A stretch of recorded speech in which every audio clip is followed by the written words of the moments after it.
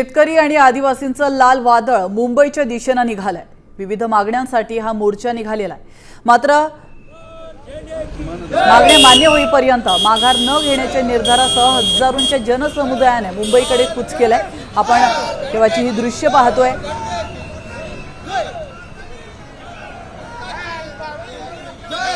याच्या आधी देखील लॉंग मार्च निघाला, तुम्ही मुंबईपर्यंत गेलात, चर्चा झाली, निर्णय झाला, आता पुन्हा ही वेळ का आली? जेव्हा जेव्हा लॉंग मार्च निघतो किंवा मोर्चा होतात त्यावेळी शेतकऱ्यांच्या मागण्या मान्य केल्या जातात, मात्र त्याची अंमलबजावणी होत नाही ही खंत आहे। जे पाऊस सबंध आदिवासी पट्ट्यात पडतो तो एकतर समुद्राला वाहून जातो किंवा काही लोकांना तो गुजरातला न्यायचा आहे। आम्ही म्हणतोय की ते तिथे साठवला पाहिजे आणि तो स्थानिकांसाठी ते पाणी वापरलं पाहिजे, ती शेती बागायती केली पाहिजे किंवा मराठवाड्यासारख्या कोरडवाहू भागाला ती वळवली पाहिजे। मागच्या वेळी सुद्धा ही मागणी होती, मान्य करण्यात आली। त्या आंदोलनाचा चांगला परिणाम म्हणून गुजरात बरोबर जो करार झाला होता तो स्थगित ठेवण्यात आला आणि आपलं महाराष्ट्राचं पाणी हे केवळ लढ्यामुळे वाचलं। मात्र ते स्थानिकांना मिळालं का तर त्याचं उत्तर नाही असं आहे। ते मराठवाड्याकडे वळवण्यात आलं का तर त्याचं उत्तर नाही असं आहे।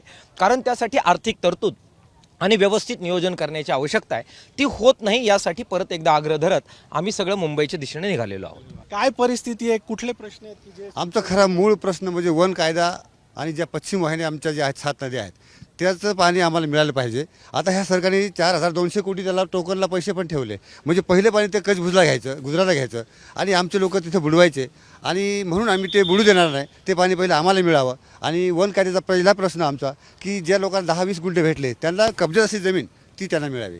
आम्ही काही शासनावर एखादे काही विकास कामासाठी निधी मागतोय आणि शासनावर काहीतरी आर्थिक भार पडेल असं ह्या ठिकाणी ह्या मोर्चामध्ये काही एक नाही।